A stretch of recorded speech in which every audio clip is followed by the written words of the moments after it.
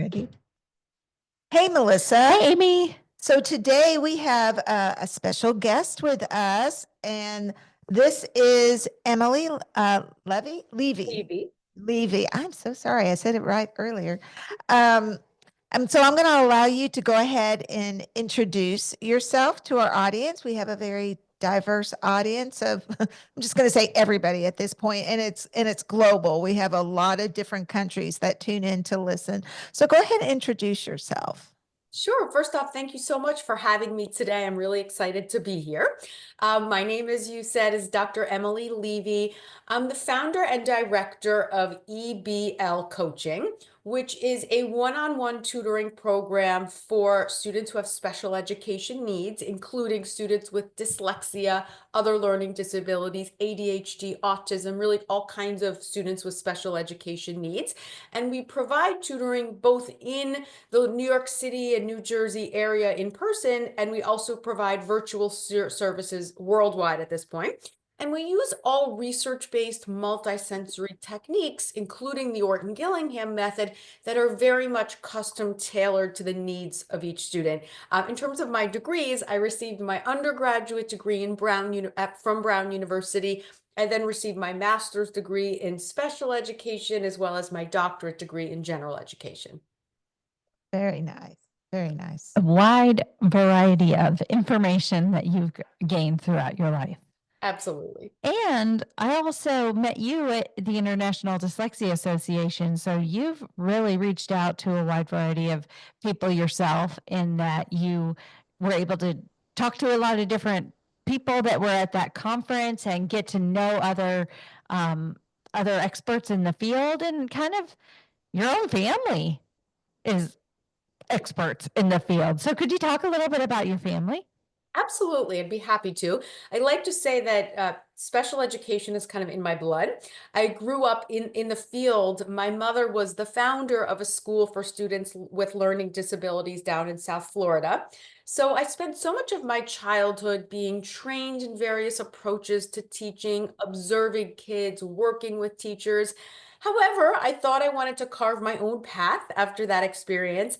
I went to Brown University. I then graduated, moved to New York City, and of all things, I did finance for 2 years, which was an interesting learning experience, but I quickly realized it wasn't for me. It wasn't my calling.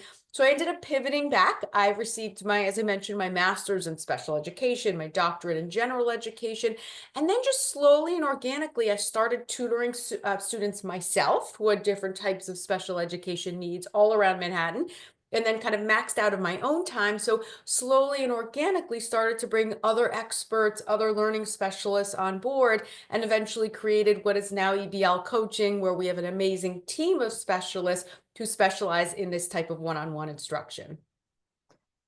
That's fabulous. And then your parents have you talked about your mom and then your dad. Yeah, so my parents are also in the field, actually, as is my brother. So it really is a family affair.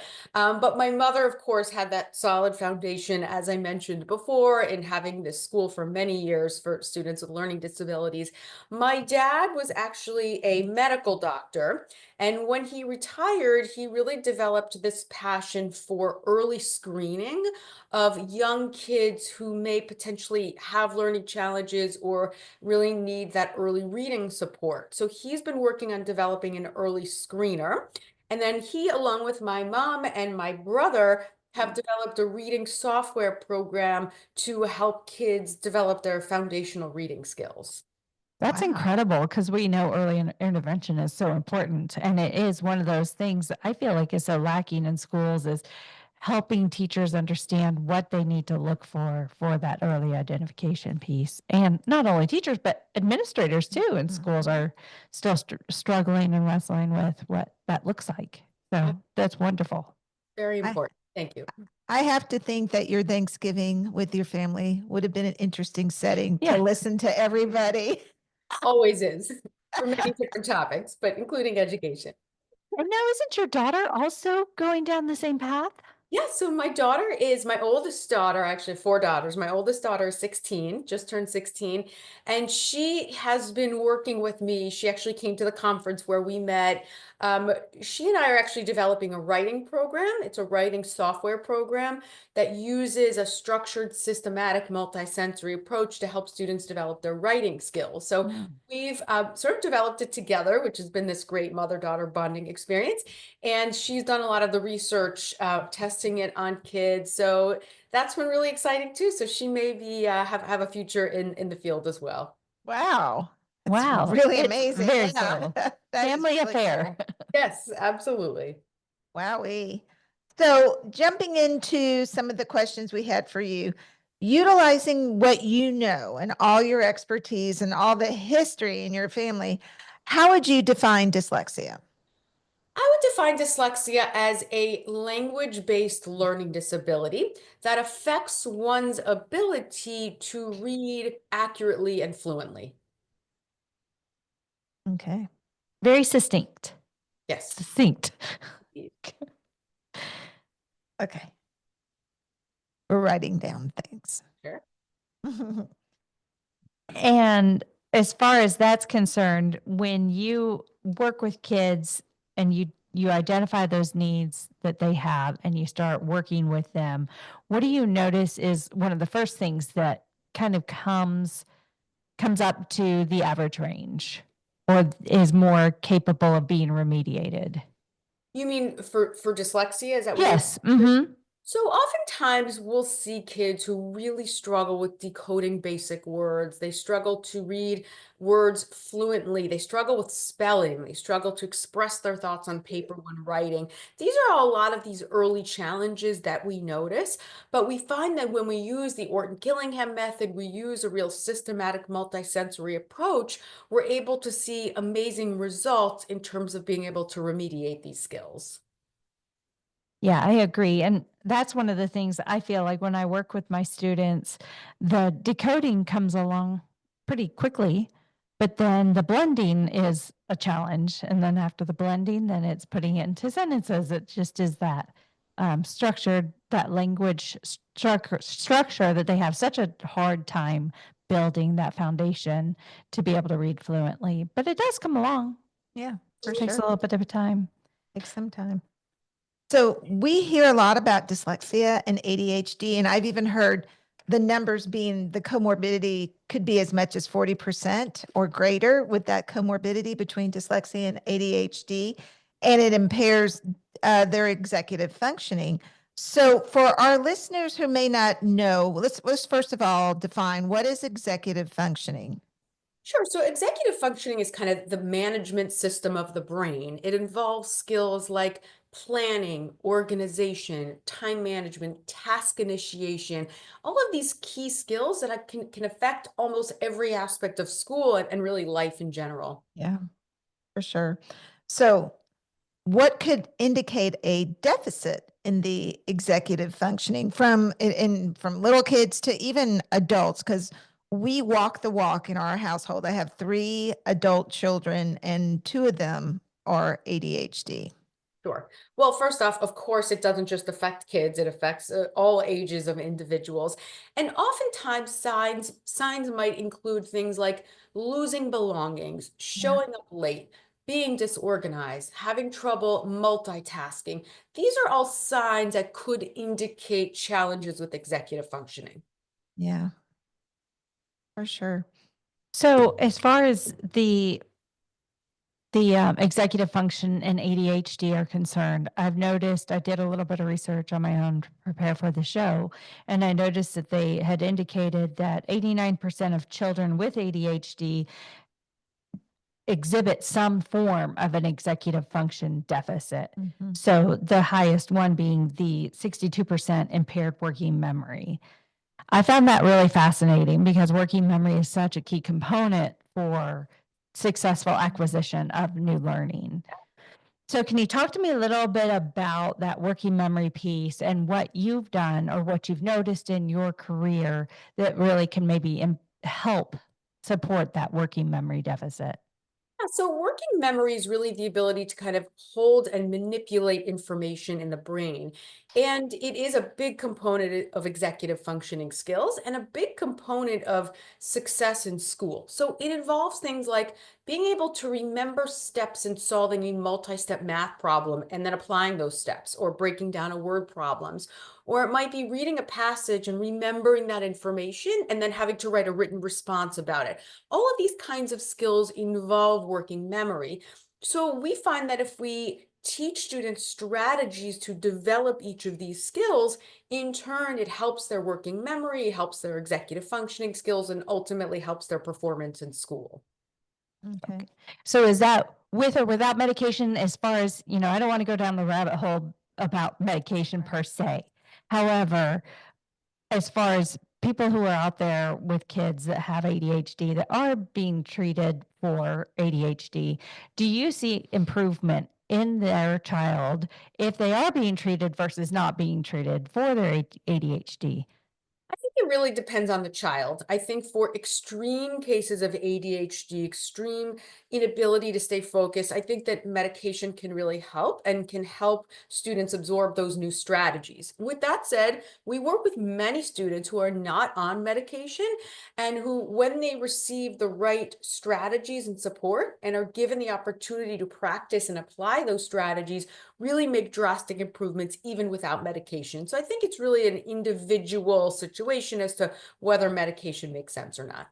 That's a really comforting thing to hear. I know a lot of parents grapple with deciding whether or not they're going to put their child on medication. And I think that that's good information to have to be able to help them make that decision.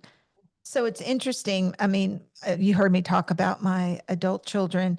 None of them have dyslexia, but they have ADHD, which when they were younger presented as if it was a learning difficulty, right? Because they couldn't get things done. They couldn't turn in things on time. When you question them about what they were doing or what they were supposed to be doing, it's almost like they had no concept that they were even in math class that day, all of those things. And in reflecting, and in fact, my youngest is 22. She took a little time off from school, Mhm. and before she went back into college, and she has finals coming up this next week.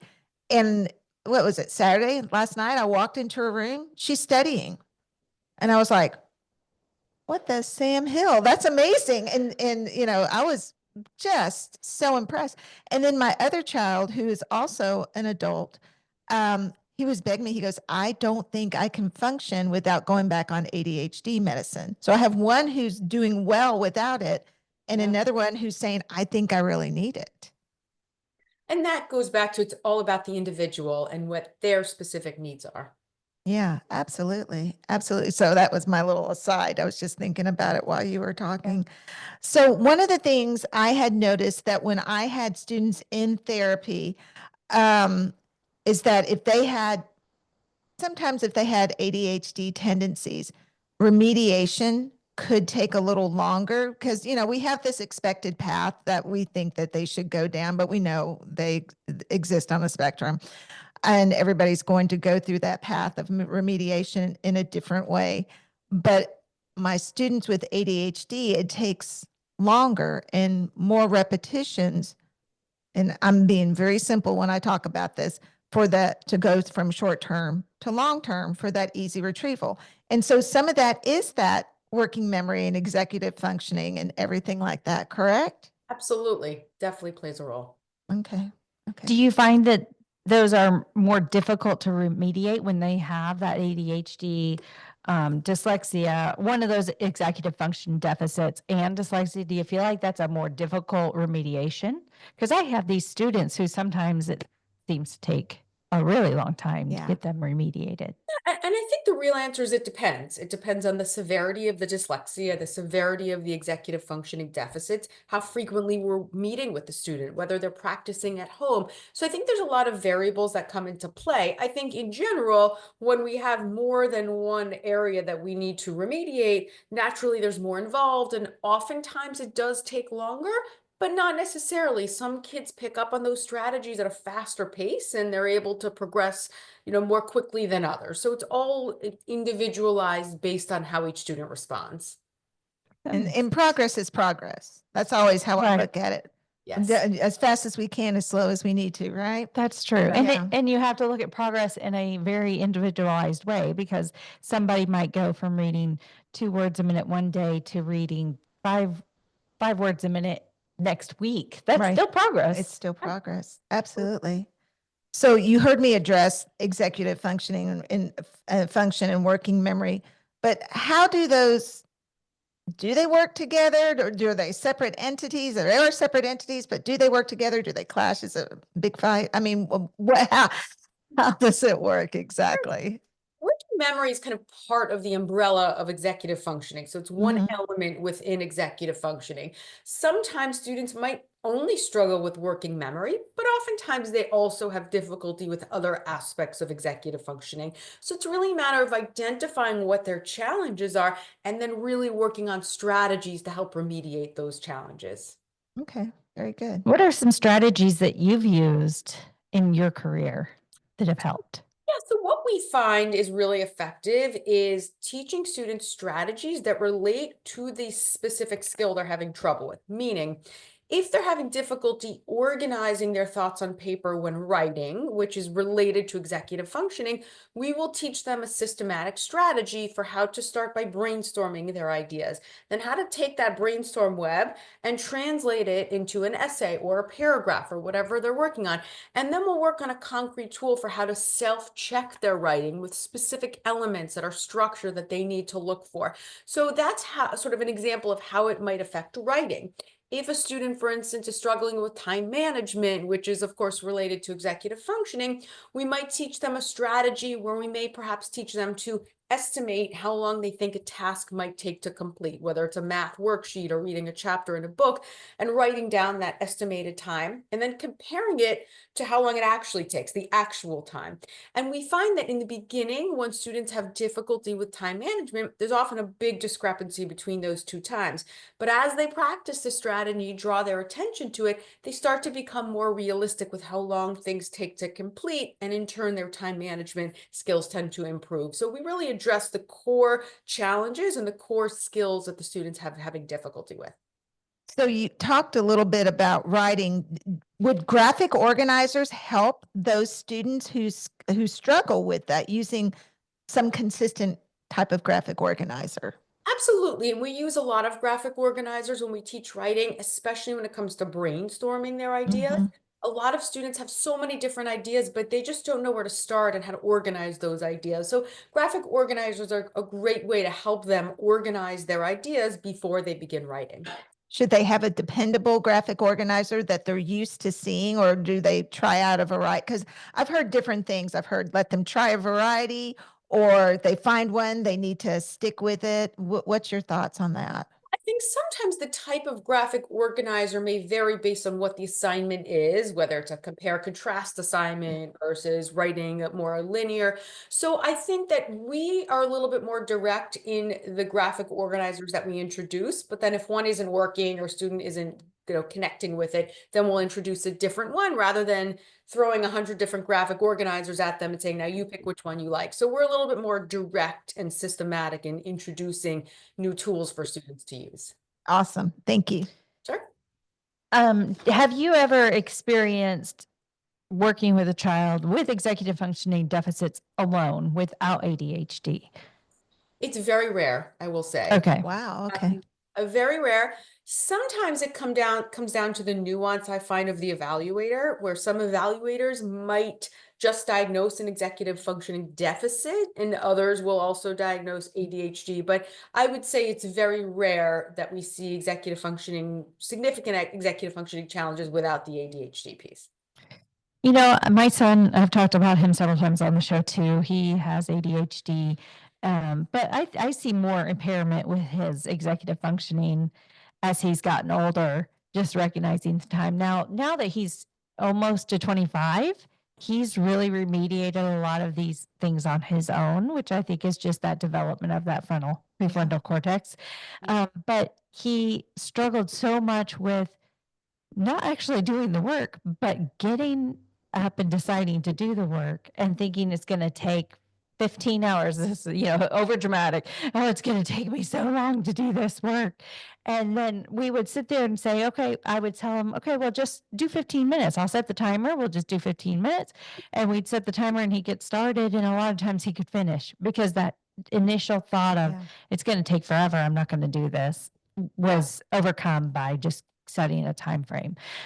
So I guess what my question to you is that something that, that's not as structured as what it sounds like you're doing in your practice, which I think is wonderful. But is there something to that as far as, are you really remediating, kind of like what you were talking about? Are you really remediating that executive function by just doing something as simple as that, setting a timer? Are you helping that in that aspect, or?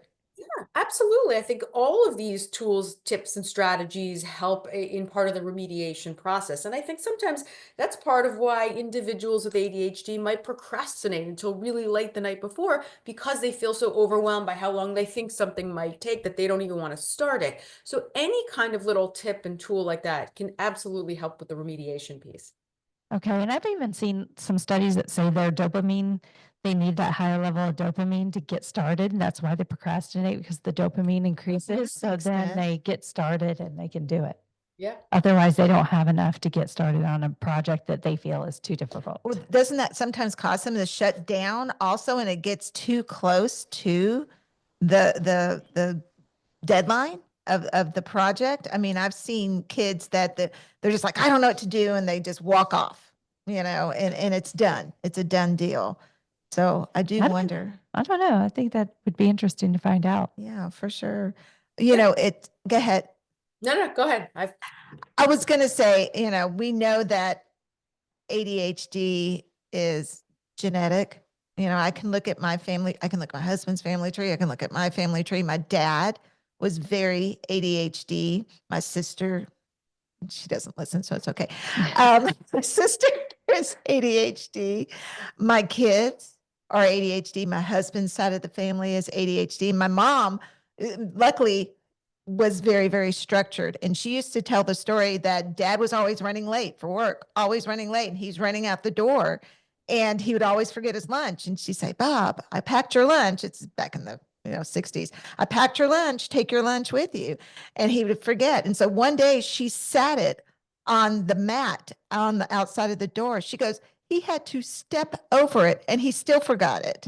And it's not that whole executive functioning piece. And he's like, I'm sorry, Marianne, I'm sorry. I think our ADHD people need maybe a non-ADHD person to kind of help them through some of this pieces. Yeah, it helps. And Yeah. sometimes they can be part of the remediation too, because they're building in tips and tools for them as they, live their lives together. Yeah, I guess everybody needs to go see Dr. Levy. Yeah, there we go. We Motto. all need a Dr. Levy in our lives. So we've talked a lot today about the academic impact of ADHD, but what about the social and emotional side? Well, I think it really can, unfortunately, negatively affect relationships, interpersonal relationships, self-esteem. I think that, when someone's always running late and losing things and forgetting things, it becomes frustrating and can really take a negative toll on relationships. And I think that that is something that I hear. We also work with adults sometimes, and many adults will share that with me, that they're struggling with their marriage because of their ADHD. So Yeah. I think by remediating a lot of these challenges, it can really help with one's personal life and self-esteem as well. Yeah, I can see that. That makes sense. So that can have an impact, like somebody who's an adult who wants to go back and get their master's degree or their doctorate degree, and they might struggle with ADHD themselves, might need to go and get some interventions to try to help them get through that process because they're smart enough, they can definitely do the work, but just those tasks of managing the ADHD, the executive functioning deficits, if they're there, can be a little bit overwhelming. Yeah, absolutely. So you can't, okay. I've heard people say, adults say, oh, I used to have ADHD. Okay. So if you were truly identified as a true ADHD profile, you still have residual effects even into adulthood, correct? Correct. It doesn't go away. You can, again, learn strategies, learn tools for how to cope with it, but it never just goes away. Yeah. No, my going back to my dad was like, he was a salesman. So he could talk anybody into, Eskimos buying ice water. Isn't that the saying? He could talk anybody into anything. But organization, he had to make himself sit down and we couldn't disturb him, when he was trying to work because of his supreme ADHD. And he would also hyper focus on some things. Yeah. Yeah. So, kind of going back, keep hearing about my family history. What strategies would you implement to assist in both maybe a gen ed classroom and maybe a dyslexia or a sped classroom to accommodate for dyslexia, ADHD? There's a whole list here: a dyslexia, ADHD, executive functioning, or working memory deficits, or all of it. Well, I think the accommodations are specific to each student, of course, and typically they're outlined in either the student's IEP or their 504 plan. But some common accommodations for ADHD, for instance, might include preferential seating, where the student's able to sit in front of the class. They might have extra time on tests. They might be able to take tests in a different room that's free of distractions. They might receive notes that are printed so they don't have to try to focus and listen to a teacher giving a lecture and take notes at the same time. So those are some common accommodations that are fairly typical for students who have executive functioning challenges, working memory challenges, ADHD. And then when it comes to dyslexia, again, it depends on the student, but some common accommodations include using a multisensory approach to teaching when possible, including the Orton-Gillingham method, having a lot of teacher modeling, a lot of scaffolding, a lot of repetition built in. So those are some examples of some accommodations that might be really helpful. Perfect. Sorry, I'm still writing my notes. Yeah, you are. I see that. No, and I think it's great to point out the multisensory piece with the visual, auditory, kinesthetic, tactile, and that Orton-Gillingham, the OG, is the approach to that structured support that supports the VACT. Exactly. Makes such a big difference. It does. Oh my goodness. And that's good for everybody. Let's be honest. That's good for everybody. It I is. would love to see classroom teachers that weren't necessarily dyslexia interventionists, but regular general education classroom teachers know about the process, know how they could break down steps in a multisensory way to really help the kids understand the general education curriculum a lot better. I totally agree. I think it would help pretty much everyone. Absolutely, because this isn't just specific to dyslexia. Anybody could benefit from this type of instruction. Absolutely. Do you feel like if there were somebody who didn't benefit from this instruction, what do you have an idea of what that person might be? Like, do you think maybe an advanced learner might find this to be too slow or? Sometimes I hear that more advanced learners find it to be a little bit mundane, very rote, very repetitive, where they may not necessarily need that amount of repetition. But I think for the majority of kids in a classroom, they would really benefit from this kind of approach. Especially in writing. Oh, yes. Especially in the writing piece. I have a twice exceptional student with a very ADHD, very high IQ. She knows the words once we introduce the concepts. One repetition is all she really needs, but her spelling and writing is out there still. Yep. Yeah, it's a difficult thing. You work with the kids with dyslexia that are average intelligence, and then you've got the higher functioning ones, and those are difficult to work with too because you've got to try to implement the instruction to reach them, even though they're at that higher level and need more repetition, but they get bothered by the rote. Well, she'll say, "This is easy." I'm like, okay. Well, it relates. We're getting to the part that it'll make more of an impact where you need it. So Yeah. we're getting to it. Yeah. Yep. Yep.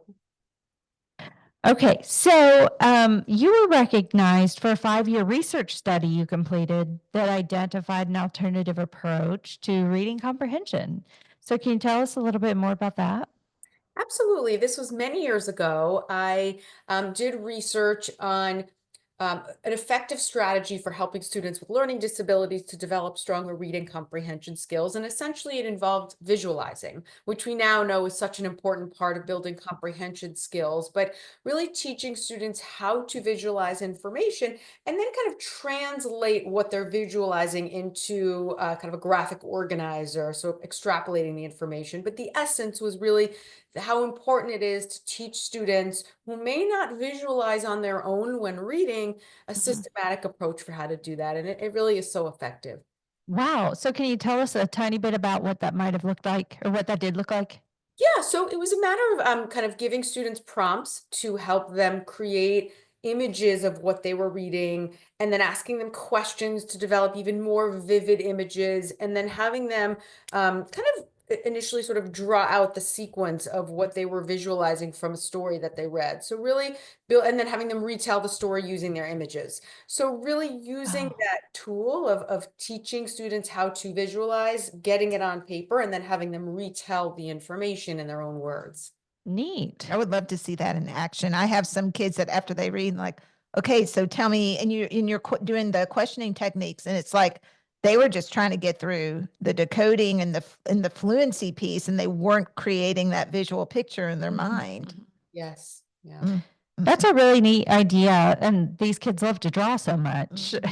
Well, I would yeah, kids I love would to. think yeah, that would make a lot of sense to them. Although I do have some that I'm thinking they would spend so much time on their details for drawing. Detailed oriented kids. Yes. Yeah, Oh, yes. exactly. You have to keep an eye on those. Encourage them moving. Yeah.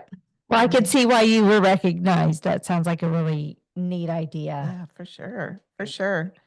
So let's talk about things that you found throughout your career. What do you find is most helpful for parents that have children identified with dyslexia? How do you recommend parents support their children?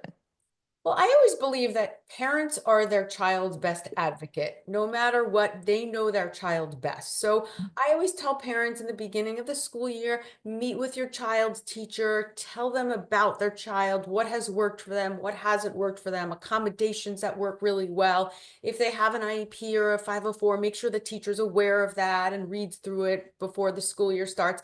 And then have that constant communication. Don't just wait till parent-teacher conferences or till report cards come out, because sometimes that's too late and now we're trying to work backwards. So really just having a lot of communication, being your child's best advocate, and making sure that they're constantly getting the services and the support that they need. Perfect. And then additionally, what about teachers of students identified with dyslexia? How can they best implement accommodations, modifications? What can they do to help bridge the gap between the curriculum and the child's ability? I think it's really important for them to take a very close look, a very close read at the child's IEP 504 plan, identify what the accommodations are, speak to the parent about what has worked, what hasn't worked well in the past. Sometimes past service providers, past teachers can provide really valuable information. So trying to learn as much as possible about what has worked for the child in the past and what they can do to best support the child moving forward. Because it's going to be different from child to child. What you did with one child isn't necessarily going to work with this other student, even though the disability or the identification of the disability may be the same. Exactly. I've had teachers who have said things like, they don't really need that accommodation. Yeah. What would you say to a teacher like that? I would say that's also where the parent can come in, that this is an accommodation that has worked for my child in the past. I know it's worked well. Maybe a past teacher can come in and chime in on how they feel. And there's a reason why it's on there. If it's worked for the child in the past, the parent should really articulate that and make sure that it's implemented moving forward. Because the parent is ultimately the best advocate for the child. Yes, always. Yeah. And they always know what's best for their child. I mean, they're the ones that know them best. So I shouldn't say they always know what is best. They need to be taught what's best along the way. But they are the ones who know their child best. So Good, for sure. So if you had my favorite question, Amy touted this as my favorite question. I don't know if I ever said that. being on every document. So I like this question. If you had one wish that you could grant for our students, what would it be and why? I would say I wish that students who have dyslexia and learning challenges would realize that they often have such amazing gifts. It's not all negative. They might have trouble with reading and writing, but oftentimes they're very, very smart. They're very creative. They have great social skills. They're great friends. And these are all skills that can help them be really successful in life. I mean, some of the greatest CEOs and business owners and famous actors and people in Hollywood have dyslexia, ADHD, learning disabilities. And sometimes getting through school is a big challenge, but once they've done that, they have these amazing gifts that can help them to be incredibly successful in life. Yep, I agree with that. Absolutely. Yeah. So, um, our audience, this is my favorite question. Our audience likes it because it was suggested to me. It's like, yeah, this is something we can always ask. This is great. Our audience likes it when our speakers recommend articles, books, websites. What are some of your go-to book titles or articles or websites, or who inspires you to continue what you do? Sure. Well, some books that I really like are Overcoming Dyslexia by Sally Shaywitz. I think she's an incredible researcher, and that book has so much valuable information. For ADHD, Driven to Distraction by Edward Hallowell and John Rady is a great book. In terms of articles and websites, the Learning Disability Association of America, International Dyslexia Association, great website. LD Online has some really great articles. CHAD, Children and Adults with ADD, has some great articles and information about ADHD. And then in terms of who inspires me, well, I have to say my mother. A lot of what I know and what I do is from what I learned as a very young child and watching her. Also, Diana King, who is the founder of the Kildonan School, was my mentor. Oh, I wow. yeah, I spent actually a lot of time. I stayed at her house. I worked at her school. She really was, and she always said her mind. I mean, if she didn't like Yeah. something, she made it very clear. But she was so brilliant, and she could Mhm. identify a child with dyslexia in like 1 minute. And I spent a lot of time with her, and she inspired me in many ways. Fortunately, she did pass away a few years ago, but she was an amazing woman, brilliant in the field. And then, there's so many great researchers. Sally Shaywitz is one of them. I love all of this research that's being done on the brain and how dyslexia affects children, adults in so many different ways. So I would say those are some of the people that inspire me. Oh, I love it. I love that list. Yeah, Diana King. She's come up a few times. That's fascinating that you got to work with her. Mhm. I'm in awe. Yeah, Yeah, Oh, for sure. that's I'm really very cool. fortunate that I had that opportunity. You are very. And then I wanted to kind of go back a little bit, talk about your EBL coaching. Can you tell us a little bit more about what you do there and exactly how people would go about finding you? Sure. Well, first off, our website, which is eblcoaching.com, has a ton of information about us, articles I've written, podcasts, and so forth. Great resource for parents. But basically, we specialize in one-on-one tutoring for kids as young as the preschool level, and we go all the way up through the adult level. And it's really, we specialize in working with students who have special education needs. Again, dyslexia, learning disabilities, ADHD, autism, speech and language challenges, really the whole gamut. Traumatic brain injury. I mean, we see all kinds of students. And what we do is we always start with an initial evaluation of each student beyond what they may already have, whether it's a neuropsychological evaluation, an IEP. We like to read those as well, but also do our own internal assessment of the student to really gauge their specific needs and what they need the most help with. And then from there, we really come up with a diagnostic and prescriptive plan using the right research-based multisensory techniques that are individualized to their specific needs. And then we do the tutoring either in person at one of our two learning centers, New York City, New Jersey. We also go to the students' homes in all areas of New York and New Jersey. And then we do a lot of virtual tutoring now, not just nationwide, but worldwide. We have kids now in Asia and Europe and really all over, which has just been a great way to help so many kids, so many adults who may not have access to this kind of specialized tutoring in their local area. So that's been just really an exciting way to expand our reach and really help so many other individuals than we could before. Absolutely. That's wonderful. Well, thank you for sharing all of your expertise and a little bit more about your tutoring center. I'm excited to hear about that. I did not realize that was up in New York City, and I actually think that that is some things that maybe our podcast can help capitalize on, because I know that I've had some people reach out to us here in Texas saying that they have a hard time finding things in New York or around New York. So hopefully that podcast will help Yeah. get that out there. Absolutely. Happy to help. Good. Thank you so much for joining us today. Yes, this was nice, very nice learning experience. Yeah, it is. Thank you for having me. I really enjoyed our conversation. Oh, good. Thank you. Well, you have a great rest of your Sunday. Thank you so much. And before we hang up, we are going to say our sign off, and then we'll tell you a little bit more about what next steps are. Perfect. Okay, thanks. Okay. So this is Amy. And Melissa. And we're the Dyslexia Duo. We'll see you next time. Bye. Bye. Stop.